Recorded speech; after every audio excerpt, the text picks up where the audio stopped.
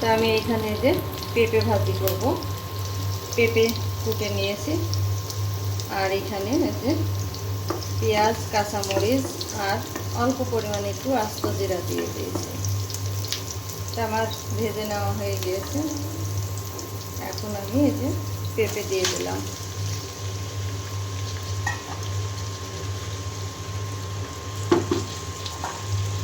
আর দিয়ে দিলাম আমি অল্প পরিমাণে একটু হলুদের গুঁড়া,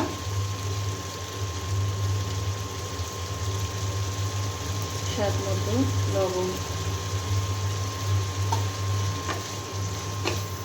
এখন খুব ভালো করে আমি নেড়ে চেড়ে দেব। তো এখানে আমার পেঁপে ভাজিটা হচ্ছে।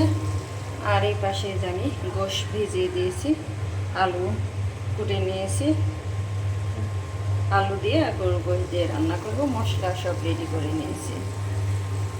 আর পেঁপে ভাজি কেউ এইভাবে খেয়েছেন কিনা আমাকে জানাবেন। পেঁপে ভাজি কিন্তু এইভাবে খেতে কিন্তু ভালো লাগে পেঁপে ভাজি করলে। আসসালামু আলাইকুম, কেমন আছেন আপনারা? আশা করি ভালো আছেন। আমরাও আলহামদুলিল্লাহ সুস্থ আছি, ভালো আছি। তো আমার পেঁপে ভাজিটা করে নেওয়া হয়ে গিয়েছে। আমি এখন নামিয়ে নেব।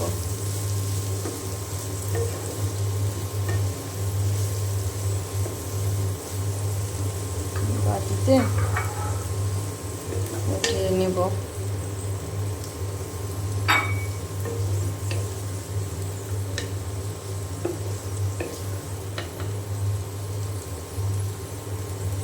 পেঁপে ভাজিয়ে যে হয়ে গিয়েছে, বাটিতে এতে বেড়ে নিলাম। আর এখানে আমি যে তেলে পেঁয়াজ দিয়ে দিয়েছি। গোশ রান্না করব, গরুর গোশ দিয়ে আলু দিয়ে। আর এখানে সব রকম মশলা রেডি করে নিয়েছি। হলুদের গুঁড়া, ধনিয়া গুঁড়া, মরিচের গুঁড়া, স্বাদ মতো লবণ, আদা বাটা, জিরা বাটা, রসুন বাটা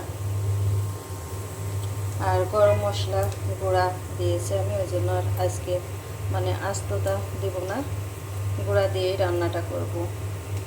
মানে গোটা মশলাটা আর আজকে আমি ব্যবহার করব না। তো এখানে আমি এখন মশলা দিয়ে দিলাম। এবং খুব ভালো করে মশলা আমি তেলের সাথে কষিয়ে নেব। আজ আর হাতে মাখিয়ে দেব না, আজকে মশলা কষিয়ে তারপরে গোশ কষিয়ে নেব। তো মশলাটা আমি খুব ভালো করে কষিয়ে নেব। তো মশলাটা কষানোর জন্য আমি আর একটু পানি দিয়ে দেব। যে বাটিতে মশলা রেখেছিলাম বাটিটা ধুয়ে একটু পানি দিয়ে দিলাম।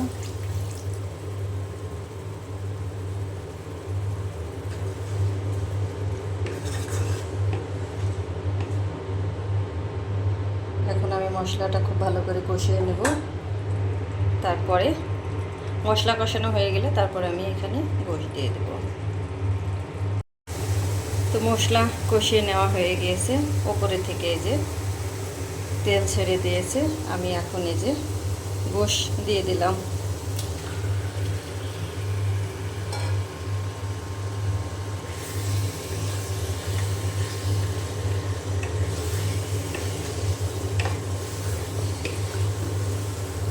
এখন খুব ভালো করে মশলার সাথে আমি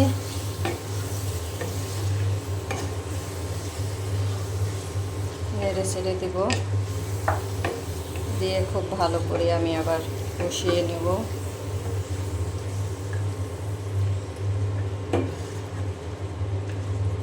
বৃষ্টি হচ্ছে বাইরে, জানি না আর কতদিন বৃষ্টি হবে। তো এখানে গোশ কষানো হচ্ছে। তা আমি এখন এই যে আলু দিয়ে দিলাম। এখন আলু দিয়ে ভালো করে আবারও কষিয়ে নেব। তারপরে আমি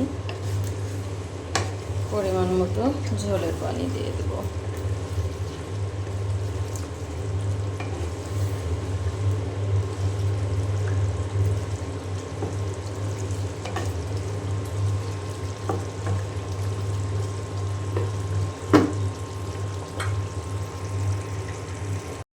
তো আমার গোশ আর আলু খুব ভালো করে কষিয়ে নেওয়া হয়ে গিয়েছে। আমি এখন পরিমাণ মতো পানি দিয়ে দেব। তেল ছেড়ে দিয়েছে সুন্দর মতো। তো আমি এখানে যে গোশ খুব ভালো করে গোশ আর আলু কষিয়ে নেওয়া হয়ে যাওয়ার পরে আমি পরিমাণ মতো পানি দিয়ে দিলাম, ঝোলের পানি দিয়ে দিলাম।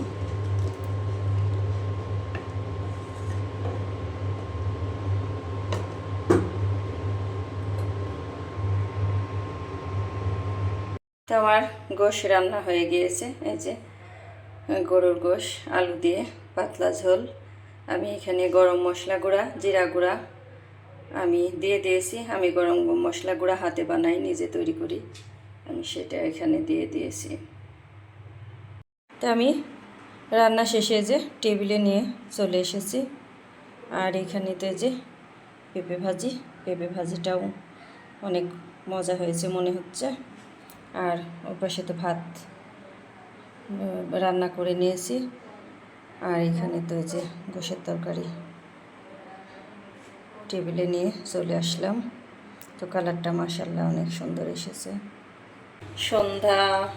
সন্ধ্যা বলবো না, রাত 8টা পার হয়ে গিয়েছে। তো আমি তো দুপুরবেলায় গোশ রান্না করেছিলাম, তো গোশ আছে। তো ভাবলাম যে এখানে চাউলের ময়দা দিয়ে হচ্ছে চাপড়ি বানিয়ে নিব, তাহলে পরে গোশ দিয়ে খাওয়া হবে রাত্রে। তা আমি এখানে যে চাউলের গুঁড়াটা নিয়ে নিলাম আর দিয়ে দিয়েছি পরিমাণ মতো লবণ। তা আমি এটা এখন খুব পানি দিয়ে হাত দিয়ে খুব ভালো করে মাখিয়ে নেব। আমি অফ ক্যামেরায় মাখিয়ে নেব। তো এইখানে আমার চাউলের ময়দা গুলিয়ে নেওয়া হয়ে গিয়েছে, খুব ভালো করে গুলিয়ে নিয়েছি। আর ফার্স্টে একটা দিয়ে দিয়েছিলাম, এই যে প্রথমটা একটু কেমন হয়েছে, আর এই যে আরেকটা দিয়ে দিয়েছি। তো এইটা মাশাআল্লাহ ভালো হবে। তো প্রথমটা একটু খারাপই হয়, তারপরের থেকে সবকটাই ভালো হবে। আর হুটহাট করে যদি মানে রুটি খেতে মন চাই, তো সব সময় তো রুটিটা বানানো হয় না, রুটি বানাইতে একটু ঝামেলাকর হয়ে যায়। তো এইভাবে চাউলের ময়দাটা এইভাবে গুলিয়ে নিয়ে এইভাবে যে চাপটি বানিয়ে নিলে খেতে কিন্তু অনেক মজা হয়, খেতে কিন্তু অনেক মজা লাগে। তো আমি একে একে সব কয়টা এখন বানিয়ে নেব। তো এক পাশ হয়ে গিয়েছে, আমি আর এক পাশ উল্টিয়ে দিব।